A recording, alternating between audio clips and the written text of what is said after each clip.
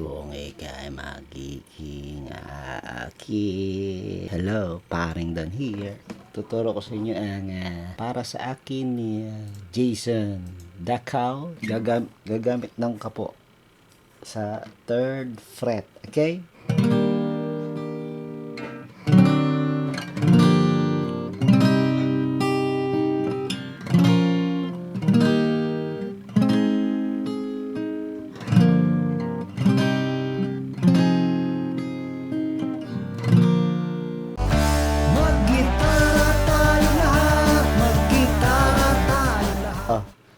Intro. So, malumana ito, ballad to, 'di ba? Chill lang, chill. So, 1, 2, and 1, and ganun lang yung ating bilang, ha? So, mag-uumpisa tayo sa C major 7, intro to intro. 1 and 2 and tapos B7. And kompletong B7. Pero pwede rin namang hindi kompleto. Pwede rin itsapwera mo na yung dulo, yung first string. Okay lang yan. Hindi masagwa. Meow, meow. And then E minor 7. Nga pala yung B7, isang count lang yun. 1 and tapos E minor 7, 1. And then A minor, 2 counts. 1 and 2 and G minor. Itong G minor, maraming option, pwedeng bar. Okay? Ngayon, pwede rin naman ganito, hindi bar. Naka-mute yung 5th string nga lang. So, dito ka lang tutuon, 6th string, 3rd fret, and then, puro 3rd fret sa baba. Lahat ng string sa baba, puro 3rd fret. Ganyan. Tapos, umulan. And then, C. So, after ng G minor, C. Alright? Ayan, tama-tama. Meron tayong metronome.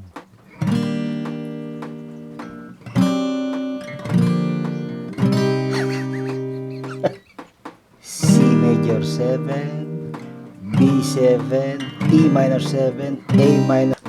Bumabagal yung metronome. Sorry.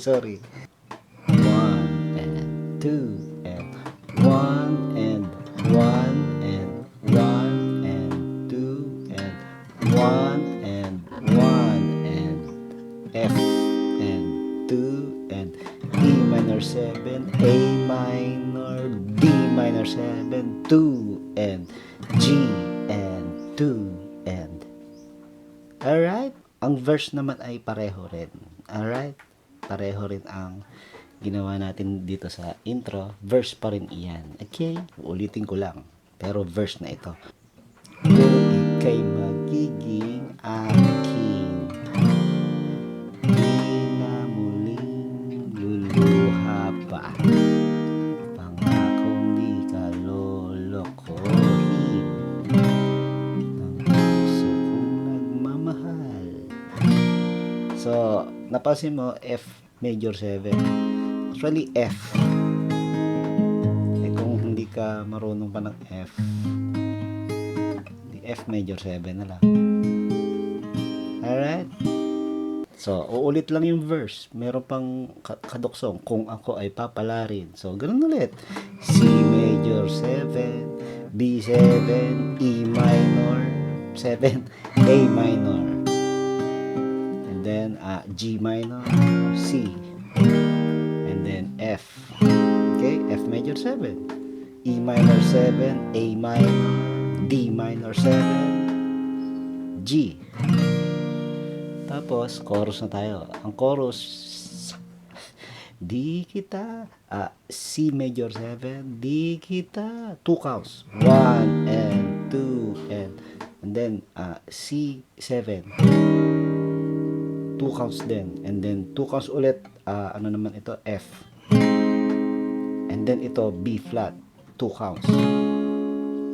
Pare doon, ang hirap niya, bar chord. So, ito ang pwede kong ibigay na parang kapalit sa bar chord. Ito, open ang 4th string, tapos ayan, parehong 3rd fret, 3rd string, 2nd string, nilalagyan mo ang first string, first fret. So, yan, mula 4th string lang ang tunog pababa. So, 'di ba galing ka sa ano? Ano 'yun? Sa F, 'di ba? F major 7. Oh, madali lang pag nilipat mo 'yan sa alternative ng B flat, ganyan lang. Again, umpisa. D kita, C major 7. B, C 7. F. Di ba? Again, D kita 1 and 2 and C7, F major 7, B flat. And then susunod, E minor 7. Tumibok, A minor, ang puso, D minor 7. Ito ay F minor 7 to katipa. So, ganyan 'di ba bar chord? Para sa akin. Pwede namang pwede namang gantuhin mo na lang mula sa 4th string, first fret.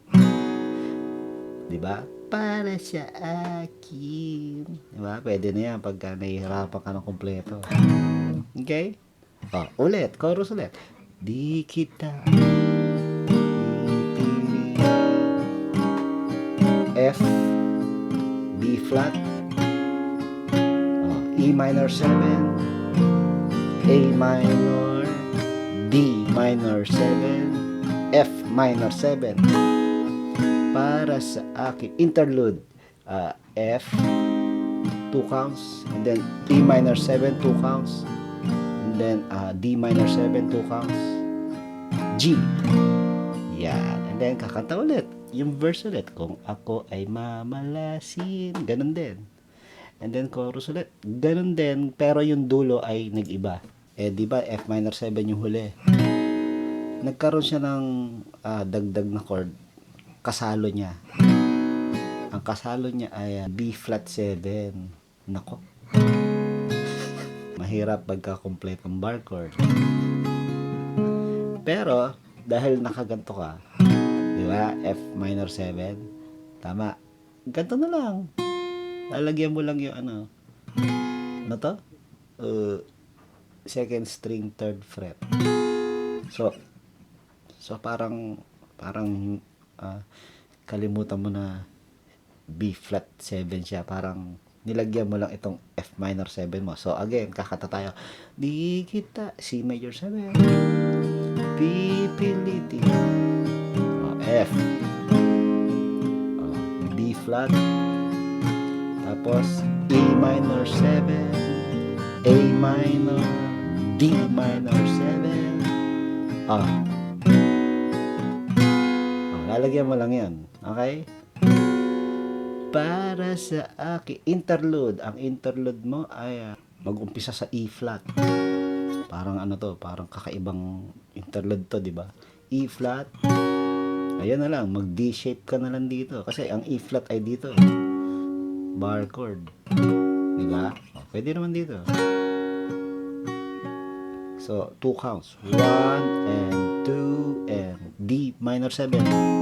And then 1 count lang 'yon, D minor 7 and then G.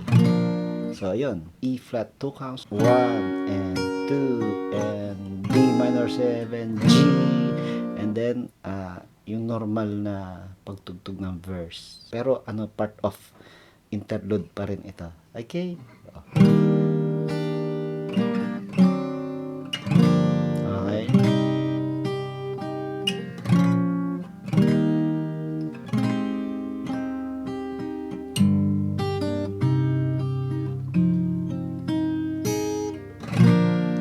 Kanta na ng last chorus. Di kita. Okay? So, ganun din ang gagawin. Uulitin lang, hahaba lang yung chorus. So, itong itong huling chorus natin, meron tong yung kaninang tinuro ko, yung may B flat 7. Pero, pwedeng ganito na lang. So, hayaan na tumibo, D minor 7. Para sa, outro sa akin, A minor. And then A flat. So paano yung hindi bar chord na A flat dito? mula 4th string, pababa, 1st fret. Tapos, lagyan mo to. Okay? O kaya naman, i-mute mo na lang, huwag mo nang patugtugin. Iwasan mo, o kaya ganyan. Tamo, ayaw tumunog, oh. Minute ko kasi. Pwede rin namang kasama dito. Nasa 4th fret yung 1st string. So, para hindi bar chord. Okay, again. Para sa akin, outro, A minor, A flat, and then G, and then E flat, D minor 7, and then G. Para sa akin, C major 7 ang tapos.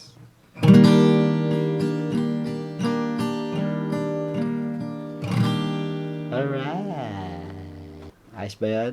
Yun, pagka may kapo ka, medyo madali. Ano? Ayaw nga diba? Paring Dan here, Rapi.